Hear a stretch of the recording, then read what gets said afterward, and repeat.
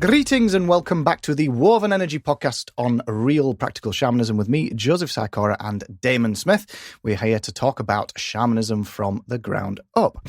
Now, last episode we talked about what we called Armabella, and we promised you an introduction to what we call ice this episode. But we're going to park that for a little while, and we're going to turn our attention to Christmas and to Santa Claus in particular. Now, there's few, if you're into shamanism and you've done a bit of reading, no doubt you will come across the whole myth, the legend, the whatever you want to call it, surrounding the traditions of Christmas and Father Christmas, and perhaps a link to shamanism. So I thought it'd be really interesting to get Damon's take on this, because as always on this podcast, my hope, my ambition with this podcast, as is Damon's, is to try and get to the heart of shamanism and scrape away the fluff, if there is any, in doing a quick Google search on this stuff. So, Damon, Santa Claus, Father Christmas, shamanism. Well, it's quite interesting. It's quite cool that we're getting a proper Christmas episode out because... Well, it's that time between Christmas and New Year, isn't it, where nobody knows what's going on. And so, it's not quite New Year's yet, so we're still all right talking about Santa. Still feels all right, After New Year, it would be a bit weird, but yeah. Yeah. So, it is good. The Heretics did a proper Christmas episode, so we should as well, really. Although, not there's anything wrong with the Armabella one. But yeah, so Santa Claus and Christmas. Well, when you mentioned it to me, mate, it was just I don't know if it was just off the top of your head or what. But then I sort of thought, not another weird subject from Joe. And then I thought about it for a while, and I thought, well, maybe it is not a bad idea. It's not a bad thing to talk about this time of year, obviously. But in terms of the Woven Energy podcast is supposed to be about shamanism, and in some ways, the figure of Santa Claus is Father Christmas, is linked to shamanism. But in other ways, it's the polar opposite of shamanism. And those two things, I think they probably make quite an interesting contrast. When I was younger, a lot younger, we're talking about, I don't know what exact age I would have been. I'd been in my teens. So maybe 13, 14, 15. So that sort of time period is a long time ago now. I went on holiday to Scandinavia with my parents, my mum and dad, and my brother. And we went around Norway and Sweden, and we got far enough north that we came in sort of contact with the whole Sami people thing, the Lapland, what we call Lapland, and the Laplanders. Came in contact with that at the time, and the whole reindeer culture and their... I wouldn't have recognised it as anything shamanistic or anything, but I did recognise it as vaguely Christmas related. And one of the things I do recall is, in those days, it was a long time before the crazy knife laws and stuff came in the UK, and I did get a reindeer horn, a reindeer antler, like a machete, like a knife, back in those days. So the handle let out of the antler. Yeah, they let a kid bring a machete through customs in those days. This is the No, I think we had one. We had one stashed away in the cupboard somewhere. Yeah. My granddad was right into knives and that. How times have changed. Yeah. So anyway, so that was my sort of first contact with the Sami people, although I wouldn't recognise them as Sami people then. It would have been Laplanders and their whole reindeer culture. And looking back on it, they do have a resemblance to the Evenki people who we've talked about before. Was it one or two episodes we did on the Evenks? I can't remember. It was one episode, but it is one of the episodes that I enjoy going back and listening to time and time again, because it was when we were exploring animism. I think it's around the 12th or 13th episode. Yeah, that's right. That.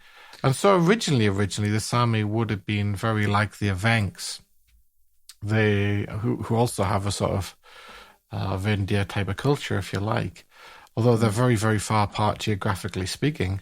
The Sami live in the north of Scandinavia. Their Sami land is obviously older than any of the countries that make up that area of the world. But in terms of the modern countries, you're talking about Norway, Sweden, Finland, and northwest Russia. And they a lot of the things, probably most of the things that we said about the Evenks were also true of the Sami people. They were hunter-gatherers with a sort of semi-pastoral way of life. On top of that, as we said, the Evenks were hunter-gatherers for part of the year and pastoralists for another part of the year. Quite similar with the Sami people originally, focused on reindeer. And the reindeer is used as that kind of staple food. The meat is usually like fried or stewed for direct consumption, but they also dry a lot of it, or historically they've dried a lot of it. And they're very famous for not being wasteful. Again, a bit like the Evenks. They use every single part of the reindeer, and they're quite reverential towards their reindeer. Probably not quite as reverential as the Evenks are, but very reverential towards their reindeer. They use, for instance, the skin is obvious for clothing and shoes and this type of stuff, and the bones. It's the animal which gives back everything you need, isn't it? They're held in high reverence because they're their survival mechanism. Well, their survival mechanism, for the human beings who live in those very difficult to live in areas. We're talking about a very cold part of the world in terms of Sami land, and. The bones are used in handicrafts, and that reminded me of that. I mean, I think it was a antler-handled knife, but maybe it was a bone-handled knife. It's so long ago now, 1970s. My memories. I remember the knife quite vividly, but I can't remember. I don't know where it went. I asked my mum, but it went decades ago. And some also they have a more modern market, which is China's into their alternative medicines, and various parts of the animals are also sold to China for alternative medicine kind of purposes. And just like the Evenks, they live in easily moved homes, being nomadic people. The homes look very like sort of North American teepees or wigwams. They're called katas.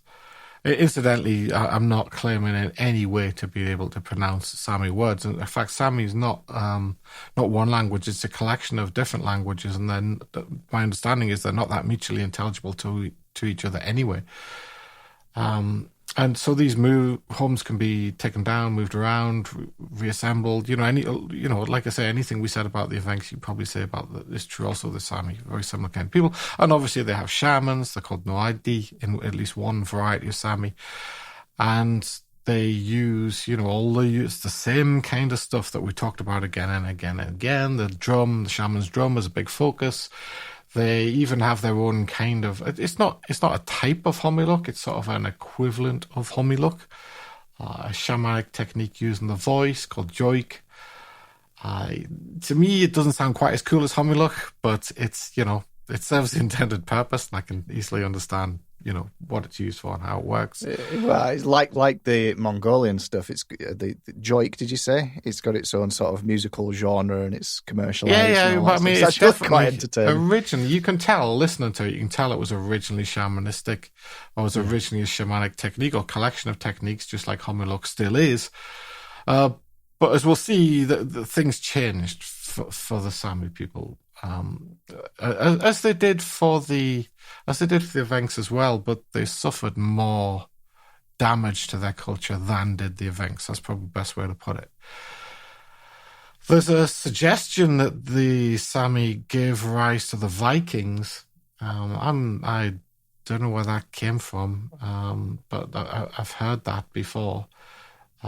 Which would be weird because, like a lot of shamanistic peoples, they're quite peaceful. And they have a taboo against war. And that's not the reputation that the Vikings had.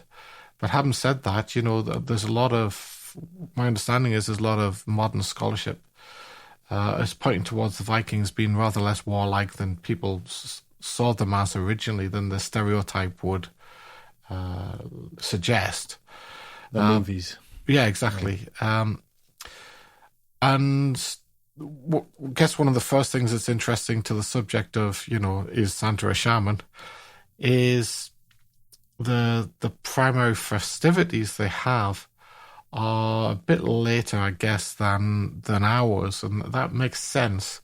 they're not agriculturalists. So unlike us, us mean the Western world and agricultural civilizations around the world in the Northern Hemisphere, they don't need cheering up in midwinter. They're shamanistic people, or they didn't. Historically, they were shamanistic people. They were hunter-gatherers. They were totally okay with the winter, had no problem with it.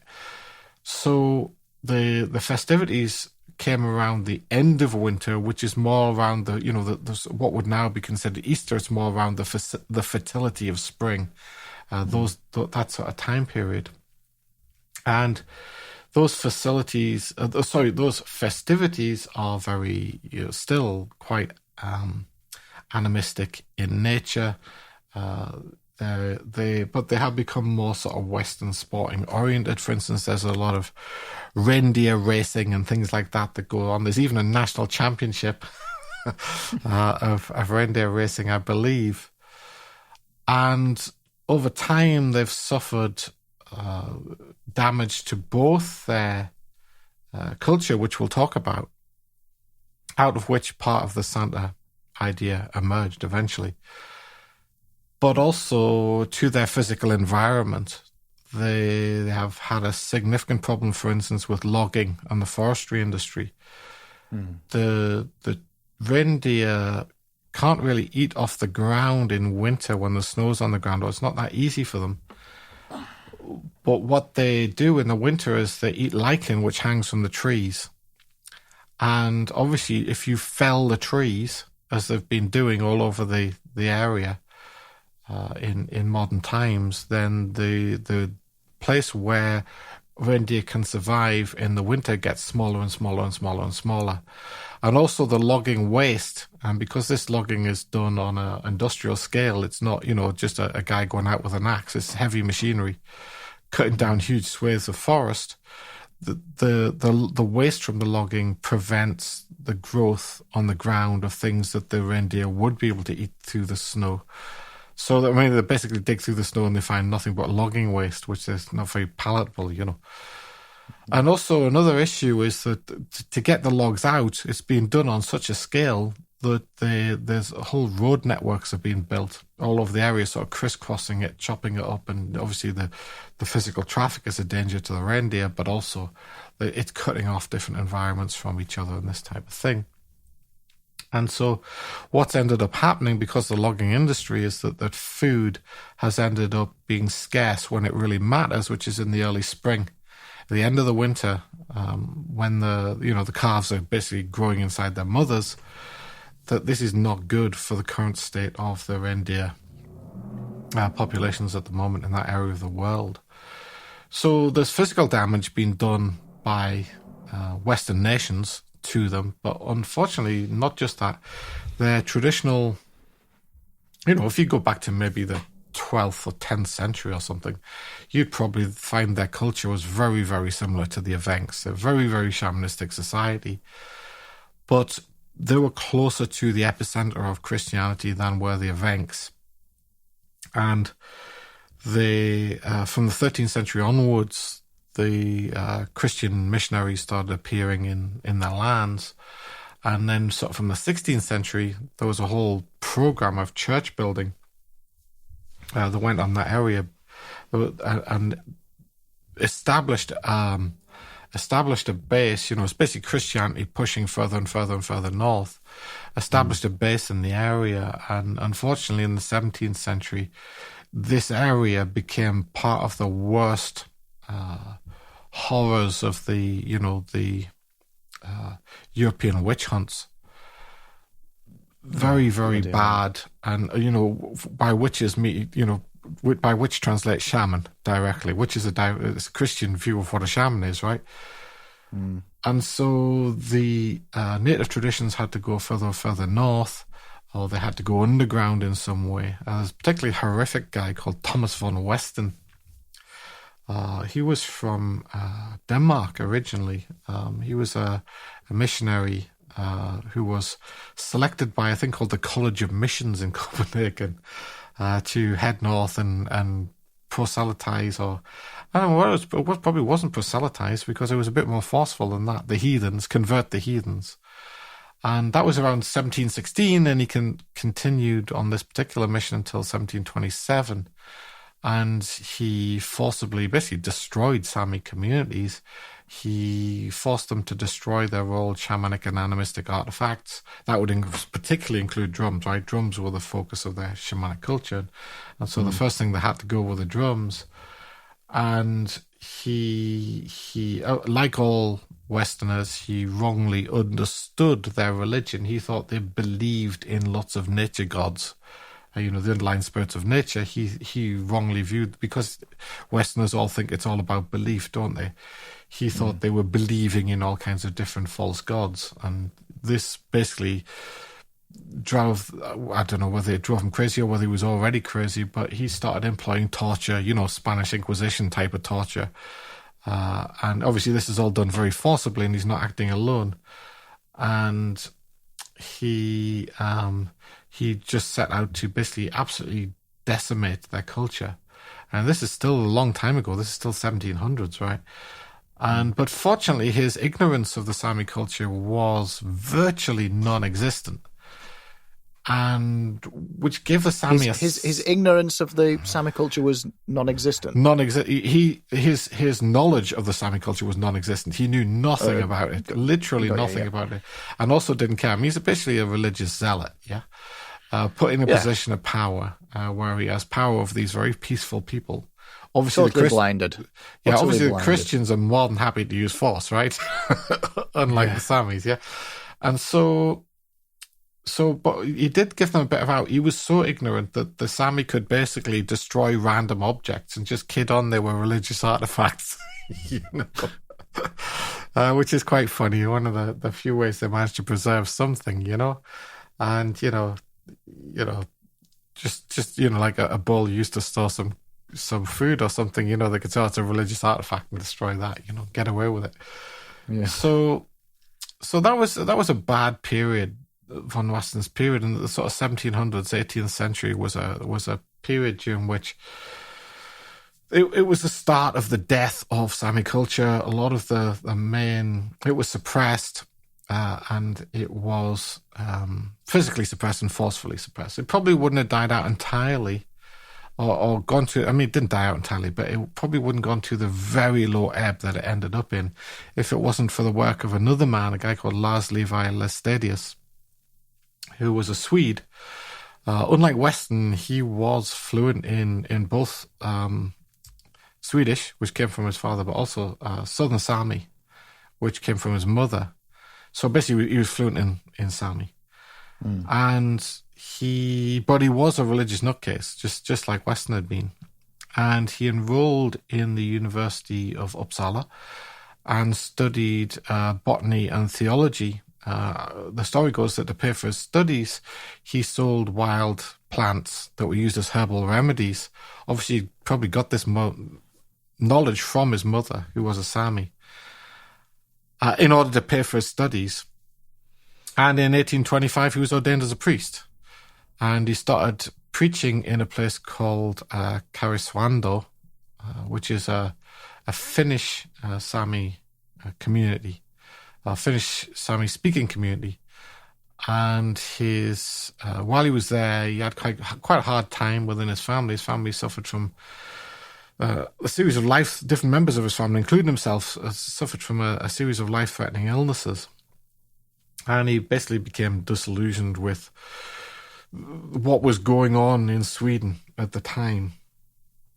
Obviously, these guys are seeing this all in terms of the countries, right? You remember, Samiland covers all of these countries, all across the north. But as far as these actors who are acting against the Sami, they see it all in terms of the countries that they're affiliated to.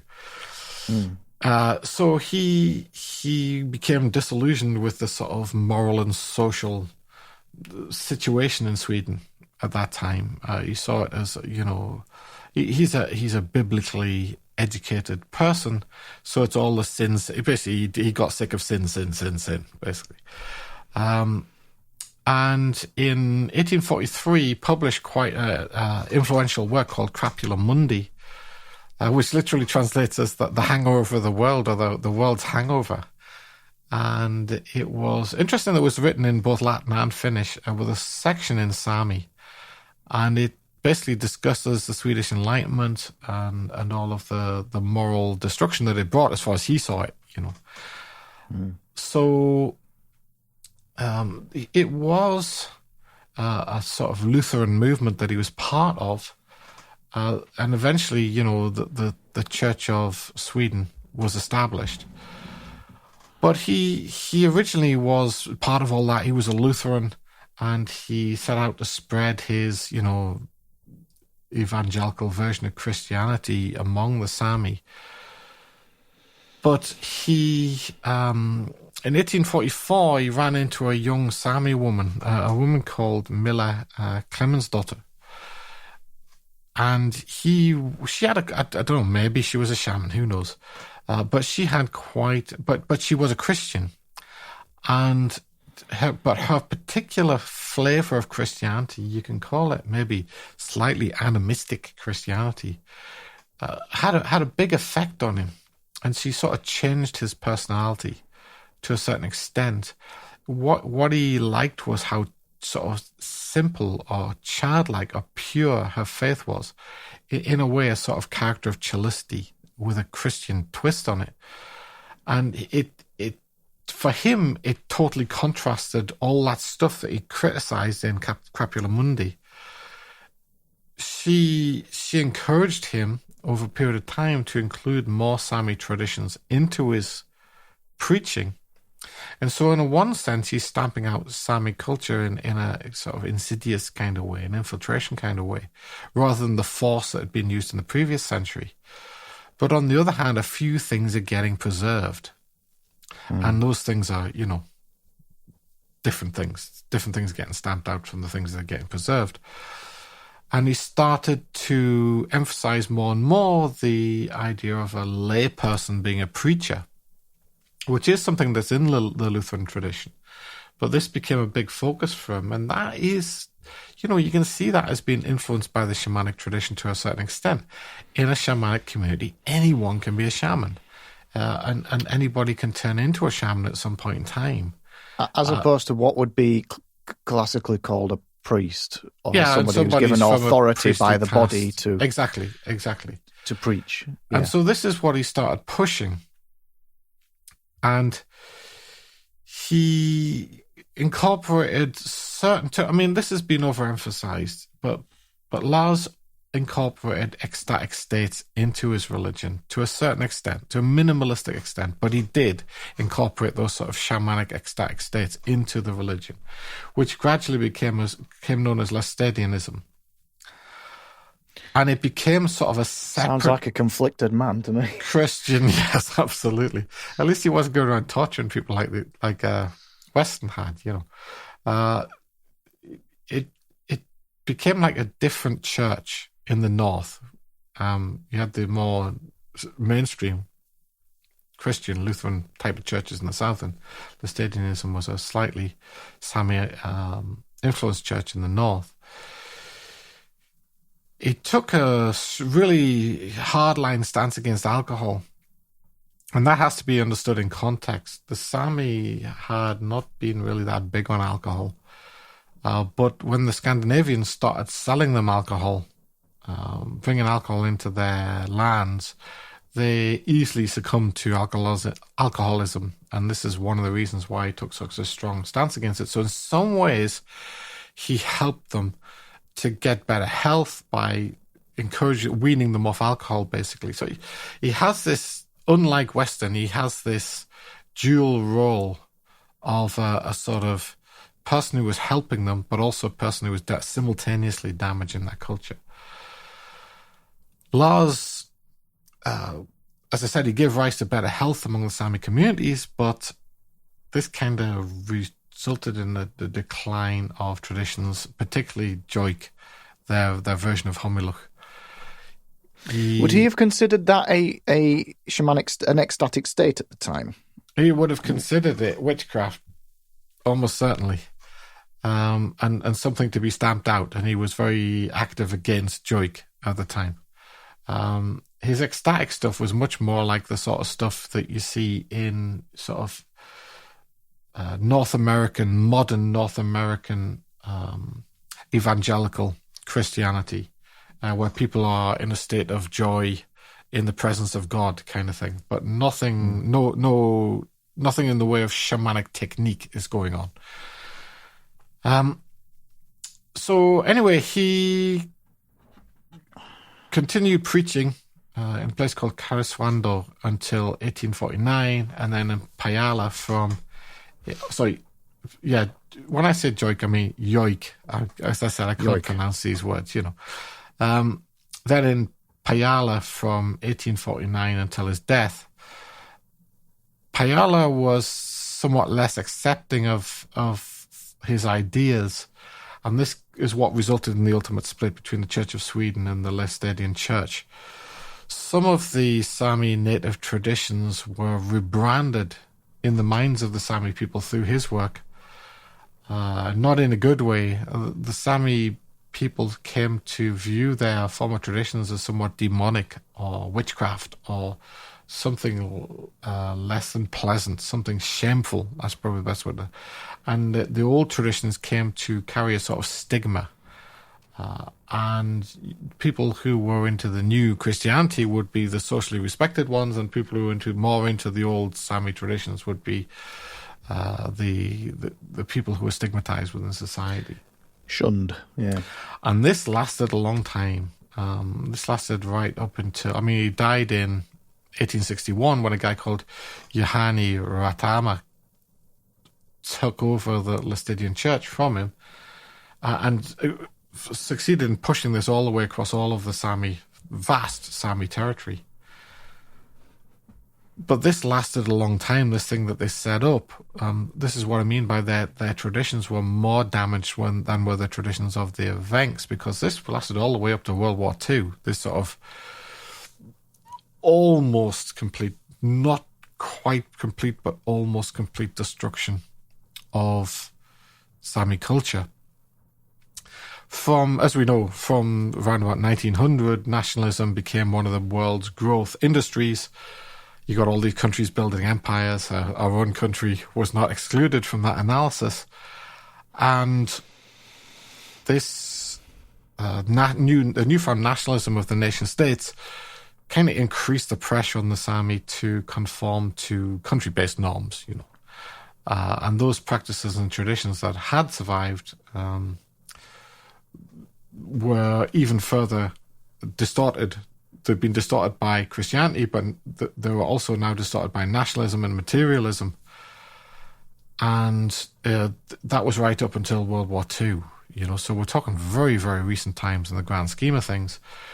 There was a Sami parliament established, it was 1989. This is very late, right? And that was just a very small initial start of a somewhat some attempts at a Sami revival, a revival of Sami culture.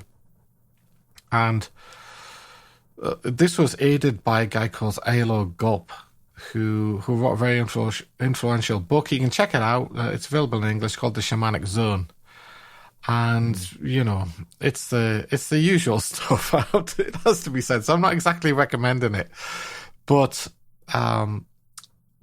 the guy did popularize the idea of a shamanic revival among the Sami, not just among the Sami, but also people in Norway and Sweden and Finland who are interested in shamanic topics, interested in newer shamanism, if you like.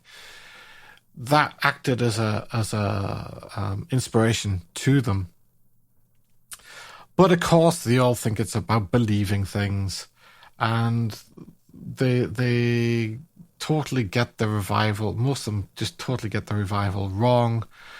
They see that the church and stuff distorted Sami traditions, so they're trying to move away from that now. This is from the 2000s onwards, basically. They're trying to move away from that. But how are they trying to move away from that? They're concentrating more and more on ethnic specifics. How did they make their drums? What did they wear? All this kind of stuff that's completely unimportant in shamanism, but tends to grab the focus or the emphasis of people who are used to putting things in little boxes.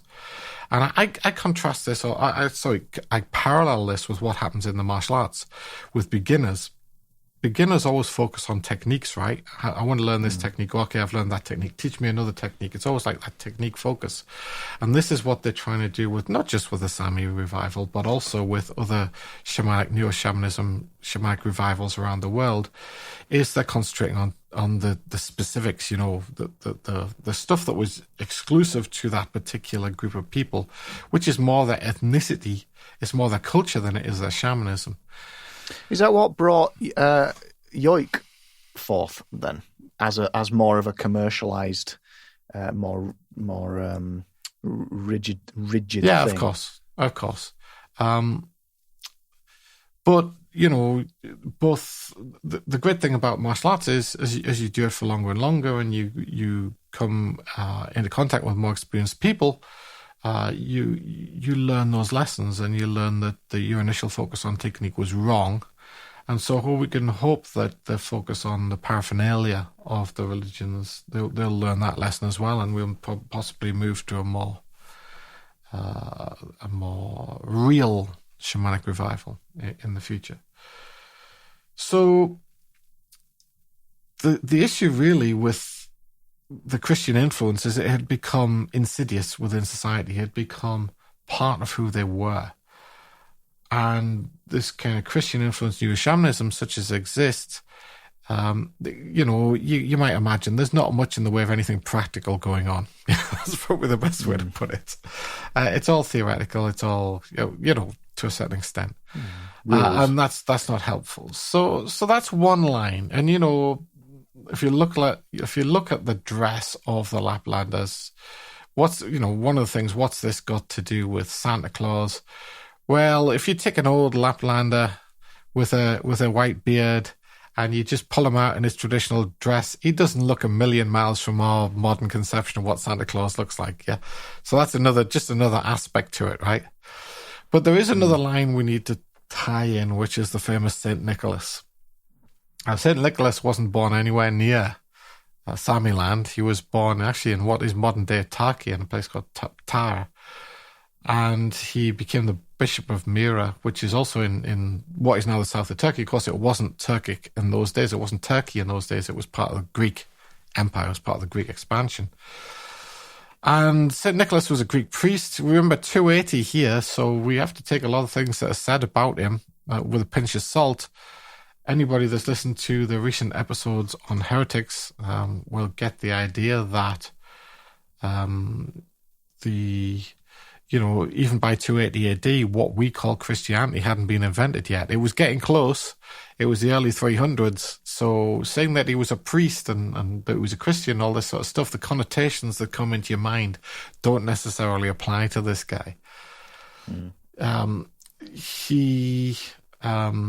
He was around during the supposed Great Persecution, which was when, according to the Christians, the Roman Empire destroyed a lot of Christian works.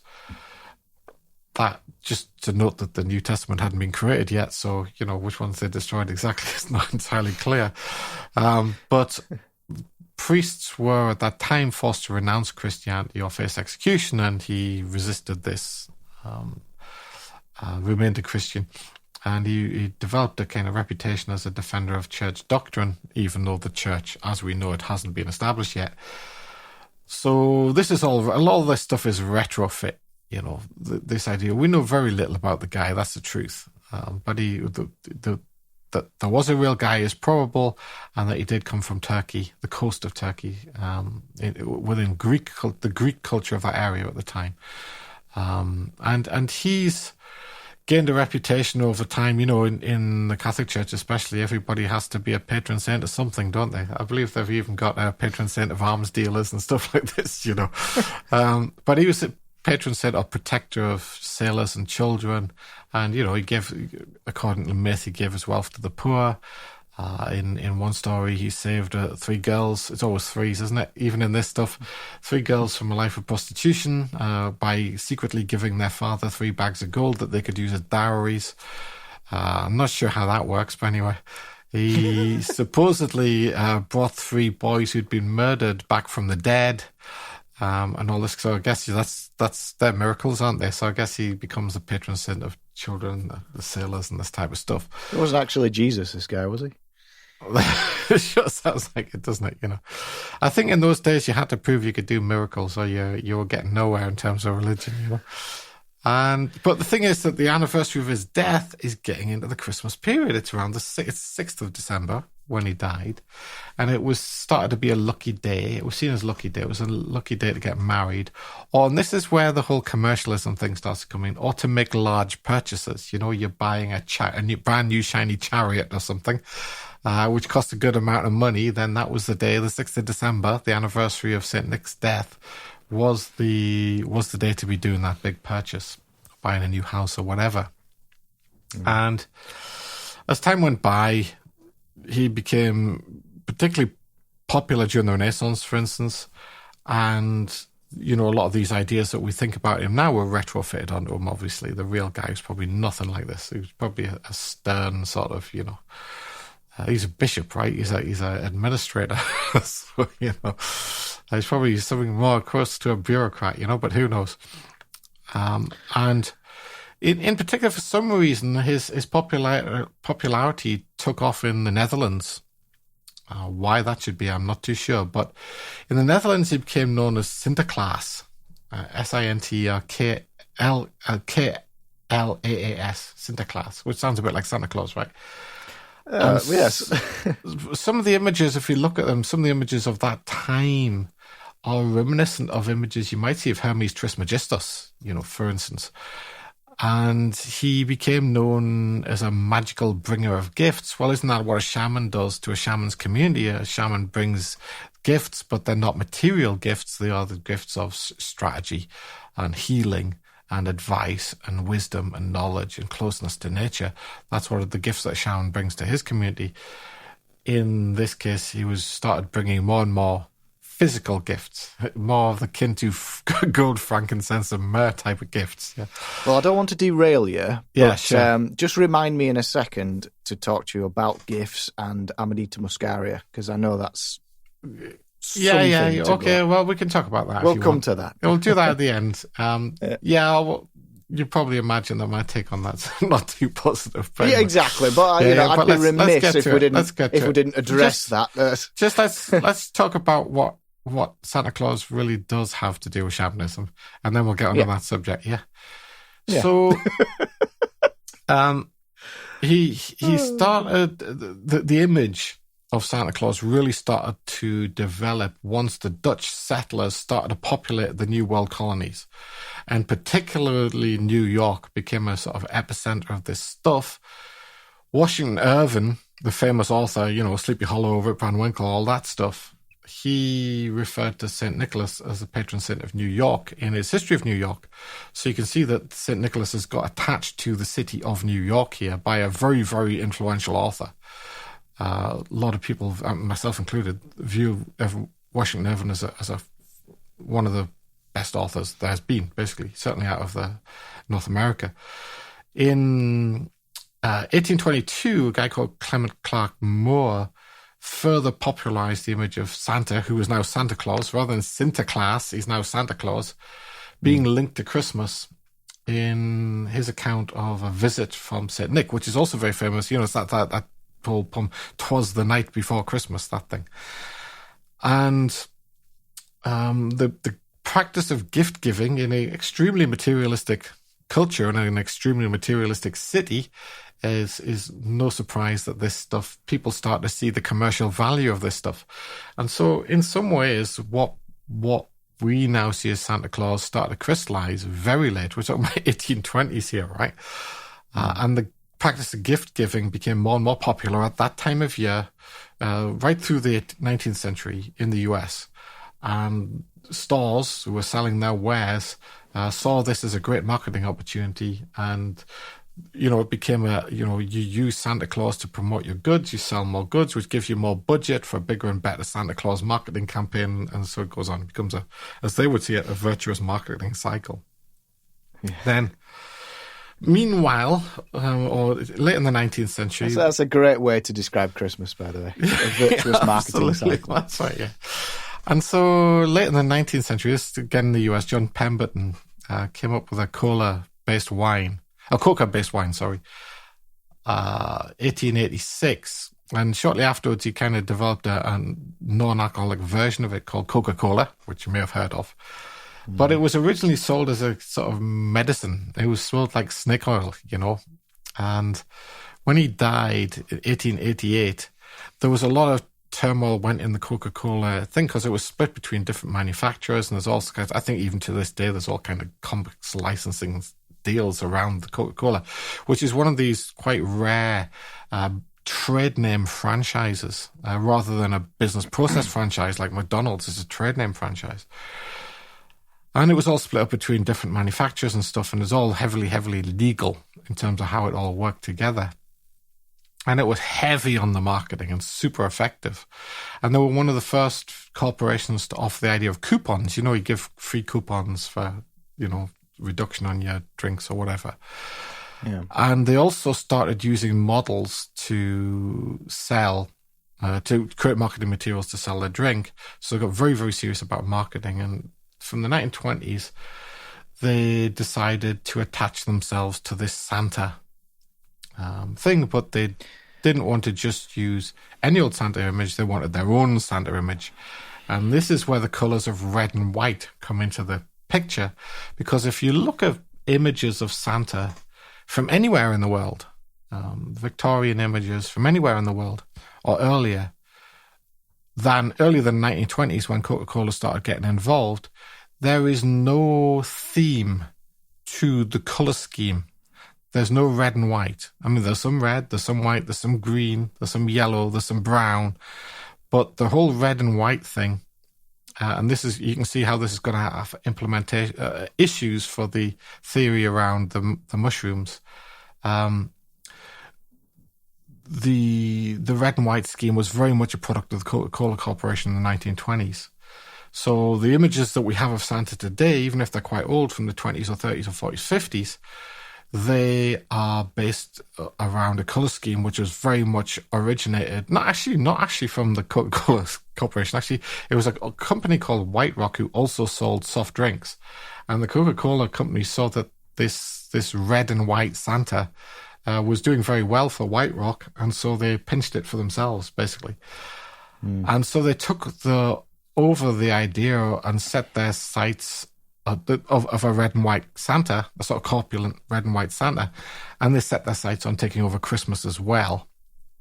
And so they started pushing themselves not as a product seller anymore, but as one of the very first lifestyle brands, akin to Nike, just do it. That one of the world's first lifestyle brands.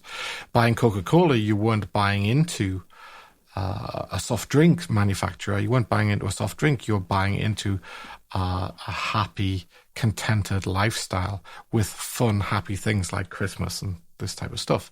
Now, here's the link with Finland and Sweden. Coca-Cola realized they needed their very own Santa Claus. And in the 1930s, they hired a guy called Haden Sundblom, who was a Finnish-Swedish artist, obviously influenced by the culture of that part of the world. Probably, given that the culture of that part of the world in those days was influenced by shamanistic, animistic ideas, for instance, look at the music of Sibelius would be a great example of that. You take this guy from that area of the world and you commission him to create a Coca-Cola Santa. What's he likely to come up with? A warm and friendly image that's somewhat reminiscent of the traditional dress of the Sami people, but also in the great red and white colours that were being promoted by the Coca-Cola company. And so would the things like the reindeers be incorporated into it as well from this guy? Exactly, yeah. All that purely stuff. Purely polar through bears and all that stuff, and the fact that he lives at the North Pole. And he worked for them for a long time. And so there are lots and lots of... So the idea built over time with the reindeers and polar bears and all that kind of stuff, it all built out. What about elves? So that also, but that's also part of that culture. Yeah. So the idea of elves as Santa's little helpers, that's probably part of this as well. I mean, I don't know for sure. I would have to research that to know exactly where that came from, but I know that elves are also part of that culture. Yeah. So as they are throughout Europe, I mean, that's a whole other issue, you know, the nature spirits and stuff like that. I think we talked about, I don't know if it was on Heretics on this. It was when we talked about elementals, didn't we? Maybe that was on Heretics. But that's a whole, I mean, this episode's been going on long enough now. That's a whole other subject. So just let me finish the Coca-Cola story, and then we'll talk about your subject of mushrooms, yeah? So the standard version, believe it or not, the standard version of Santa that we all know and love today wasn't finalized really by the Coca-Cola Corporation until the 60s. And we all have this vision of Santa now, and it's like, it's so modern, but it does have origins from the sort of Finnish, Swedish artist, Haden Sundblom, and it does have origins in a way back to, you know, Lapland and the Sami people, but on another way, its materialism doesn't have its origins there, and its red and white color scheme doesn't have its origins there. And so this is what I meant at the start when I said that in some ways Santa is derived from shamanism, and in some ways Santa is the polar opposite of that. This is what I was referring to. And what's really interesting is how powerful this was as a marketing mechanism. From the 60s up until the 80s, we're talking about a 20-year period, this was really successful. This marketing Santa, red and white, corpulent, happy, jolly kind of guy who brings you materialistic presents was very super effective for Coca-Cola, and other companies picked it up and ran with it. And in the 80s, some people at Coca-Cola thought that this was a bit staid and old, and they wanted to try some new branding and some new marketing. And it was an utter disaster. Pepsi started giving them a run for their money during the 80s. And so in the 90s, there was this strong retro, let's go back to the old Santa branding during the 90s. And we now have it to this day. You've seen the adverts, holidays are coming, right? And so that's pretty much the way that Santa is related, both to shamanism and to materialism simultaneously in one person. And therefore, Santa in some ways for me is a great representative of the miasma, how the miasma subverts things that went before, like the character of a shaman, and manages to turn the character of a shaman into the character's exact opposite, a materialistic marketing mechanism for large corporations. Quite interesting. And so that's pretty much what I wanted to say about it. Now, on your question about Amita muscaria, it's a particular mushroom. It's quite a common mushroom, also known as fly agaric. It's first of all, it's a very common mushroom in the northern hemisphere. You've got large swathes of the world, including the place where the Sami people live. And reindeer. Well, I'm going to mention a few things, not because I believe them or I accept them, but because I know that they'll be on our audience's mind in some shape or form. And one of the things is that they do grow under pine trees being Christmas trees, and that as well.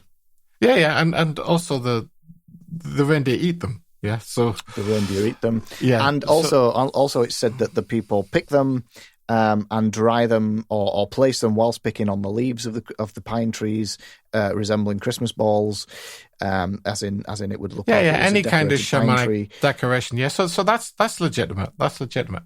What's not legitimate is the suggestion that the red and white color scheme came from the Amanita muscaria. That came from Coca-Cola. And like I say, if you look at the pre-Coca-Cola images of Santa, I mean, the Sami people have very bright colors in their traditional dress, but actually the modern Sami people have been influenced by the modern Santa Claus. I know that because they were all for Santa Claus when I was a kid, right? So, That's why I thought I was going to visit Santa Claus in Lapland. That's how I thought we were doing with my parents, right? And they have a very colourful dress. But the point is, those colours, there are some old colour images of them. And the colour red is sure there in the old images, but it's nowhere near in the amount of predominance as it would be in modern Sami dress. So I suggest that that red and white colour scheme is definitely not from the mushroom originally. But yeah, sure, in terms of any kind of mushroom, but shamans decorate trees. I do it myself with all kind of stuff. It's not limited to one, but it's not like they're just sticking these mushrooms on trees, They stick all kind of stuff on trees. And the mushroom wouldn't be anything special. What they would use it for was a psychoactive. But I think the real way they used it is not quite as nice as people might imagine. Like all amanitas, or most amanitas, they're actually toxic. They're not good to eat. They're bad for you. Poisonous, if you like. Some of the most deadly mushrooms in the world are amanitas. And what they learned was, after the reindeer eat them, the psychoactive substances come through in the reindeer's urine. And so rather than eating the things directly, they would drink the reindeer's urine to use as to achieve a psychoactive state. That's the real story. That's probably not plastered over many neo-shamanism websites. So no, I mean, that is one of the things. That's one of the widely known things, though, isn't it? The whole drinking the reindeer piss. Yeah, absolutely, absolutely. But what about? What I mean is, it's not an advert for a shamanism seminar, is it? Really? No, it's not. No, it's not. Yeah. From what I've heard, I've never done it myself, but from what I've heard, they're not particularly pleasant things. In terms of even if the toxic stuff is taken out, they're still not particularly. It's not like. But just remember that psychoactive substances that shamans use, as we said, are not supposed to be pleasant. There's not supposed to be anything pleasant about it. It's not recreational drug use. It's a facilitator, a catalyst for shamanic technique. If you don't know, or you're not doing shamanistic technique, it's completely pointless. Yeah, and this has always been my issue with these things. Yeah, and for those of you who are interested in a really practical episode, there is an episode a while back we did on psychoactives, which I persuaded Damon to do, begrudgingly, but it is there, and it's a very interesting. Yeah, I've done it now. I don't have to repeat it again. Yeah, absolutely. But where does the tradition of Christmas trees come into it then? Because bringing them inside and decorating them is a strange thing. That's older than history. People using a tree or decorating a tree is shamanic. It's prehistoric, mate. It comes from all over the world. I do it myself in my shamanistic practice. You find shamanistic people on this planet, truly shamanistic people on this planet, who don't decorate trees. And also that time of year, as I've said, is very, very common to celebrate at that time of year among agricultural peoples, because it's the midwinter in the Northern Hemisphere, which is people we're talking about. And so, it starting to get associated with Lapland. Let's use those sort of Christmas trees. Norwegian pine or Scots firs are used at this sort of tree. They look very nice. They're nice and conical. They're easy to decorate. And in terms of Scots pines, the needles don't fall over the floor at the end of Christmas. So, but my point is that type of thing is animistic. It's properly shamanistic. It's a retrofit on the Christmas. What I'm saying is it predates Christmas. That's my point. Yeah. But the physical act of picking, the physical act of bringing them inside your dwelling or inside your home. Yeah, that would predate Christmas as well, mate. That's right, for sure. Fine. That will predate Christmas. That's just bringing part of nature into your house. I'm always tempted to do that. I encourage the organizations I work for to do that for their teams. One of the things I've noticed is that teams work incredibly, for instance, programmers, they work incredibly well under palm trees. It's the physical environment that people work in and live in is super important, and people get benefits from being around plants. trees are the best kind of plants to be around because they have the strongest effect on the environment. We've done episodes on that. Remember the one about smell? We've done episodes on that already. So, but my point with all of that stuff is that was a retrofit onto Christianity and onto Christmas. That stuff pre-existed, just like Easter did. That stuff in the spring and all that kind of stuff. It pre-existed any religious aspects. It pre-existed Santa Claus. It pre-existed Christianity. It's thousands and thousands of years old, if not more than that, if not tens or hundreds of thousands of years old. So one other widely touted myth to explain Christmas, or to explain the traditions of Christmas, is particularly where Santa Claus came from was he would take the mushrooms after they were dried and he would carry them in a sack and distribute them amongst the village and amongst the peoples. And they would then further dry them in stockings or socks by the fire. Sure.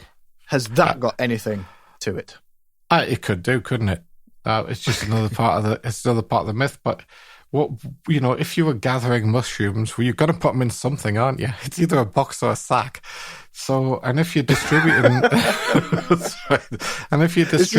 among your people, then that's the sort of thing some shamans would do. I mean, there's a question as to what the purpose of it is. There is an idea, it's semi-true that fly agaric makes you feel like you're flying when it doesn't make you feel like you're vomiting. That is, and the idea that the flying reindeer, the reindeer eat them, and surely if it makes human beings feel like they're flying, it makes reindeer feel like they're flying. So the Donner and Blitzen and Rudolph and all those guys, and it's a red button mushroom. It looks like Rudolph's red nose, doesn't it? And so sure, all of these ideas probably got incorporated into the myth, but that whole myth comes from this association with the Sami people in Lapland. Anything from Lapland can be associated with Father Christmas now, can't it? So no matter what it is, right?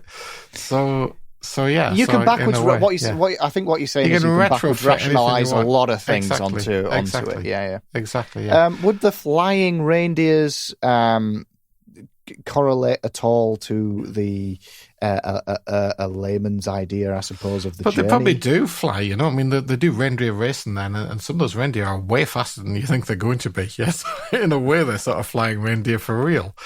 And this is one of the things with shamanism. There's all this attachment to the magical tradition, this idea of St. Nicholas having these magical powers and bringing magical gifts to people. Magic's something for nothing. In some ways, I mean, the Magi were the shamans of the Middle East, in a way, but also it's that same thing as with Santa Claus. It's been muddled up. Shamanism is not something for nothing. Shamanism is a celebration of real nature. A real shaman is far more impressed by a real flying reindeer. I mean, a reindeer running really fast, much faster than you would expect it to. And the spirit of the reindeer, you see them running, it's just amazing, especially like through the snow and stuff in the wood, in the forest, when they're inclined to run. I mean, not massively inclined to run all the time. But that sort of thing, that sort of spirit is phenomenal. And a real shaman is going to be far more impressed than he is by some magical reindeer with a red nose lighting up Santa's way through the sky, One of the reasons I bring it up is because we know that certain things are weaved into myths and legends, like the Chilean, where you see it time and time again in myths and legends. You ride a vessel of some sort, a horse, a Chilean, a canoe, or whatever, right. and it takes you somewhere. And so my thinking could easily be a reindeer, couldn't it? It could easily be a flying reindeer for sure. Is the fact that the reindeers fly maybe something to do with it could be. I mean, the vessel can be understood in lots of different ways because it's ultimately something that's ununderstandable, and whatever weird way your brain wants to rationalize it is fine. It becomes part of your shamanic culture, part of the ethnic aspects of your shamanic culture. But it's not important to the technique. You can do Spirit Journey without any kind of visualization. It's perfectly done myself. Without any kind of visualization, it's totally possible of what the vessel is that you're creating. The vessel is actually about energy. and it's possible to perceive it in its raw form. You don't have to turn it into a reindeer or a Chilean or whatever else, but you can, and there's nothing wrong with that, I guess, if it helps. As long as you aren't just dreaming it, as long as you aren't just, inventing it in your own head. And, the whole point, I think, is that the original gifts, of shamans to hunter-gatherer societies were strategy, their advice, their closeness to nature, their healing, all associated with the survival of the tribe. Those are the real gifts. Those are real gold, frankincense, and myrrh, if you like. And the whole subversion of that stuff onto a materialistic experience is part of the miasma. It's not part of shamanism.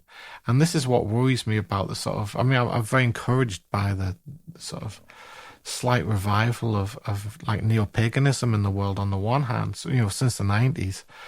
It does sort of, and the better understanding among people that we are harming the planet that gives us life and sustains us. But it was subverting that to a materialist experience. That's the miasma, right? So it's, it's a double-edged sword, and Santa Claus is just one of many, many examples of this type of issue in our society.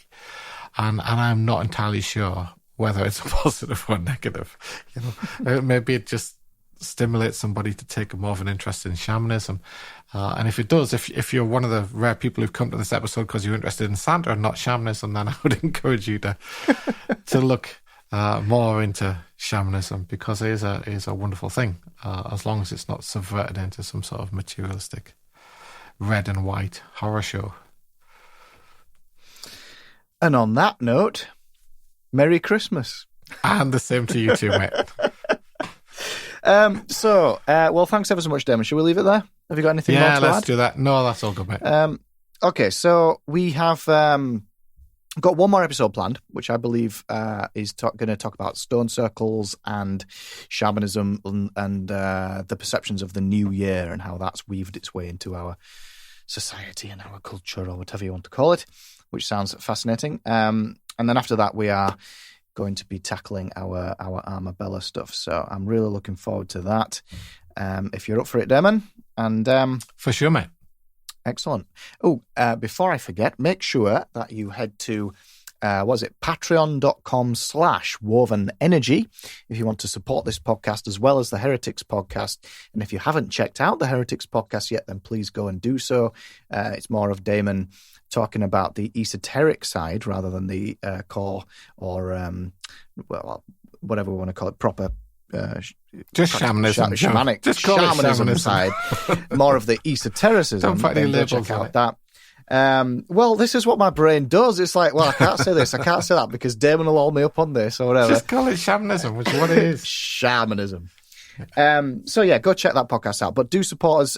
You'll get access to Damon, extra stuff over on Patreon. There's different levels as well, so go and check out that. That's patreon.com/wovenenergy. You can also go to wovenenergy.com/start-here for a get started episode. So yeah, thanks ever so much for listening, guys. I hope you enjoyed it, and we'll see you in the next one. Thanks a lot.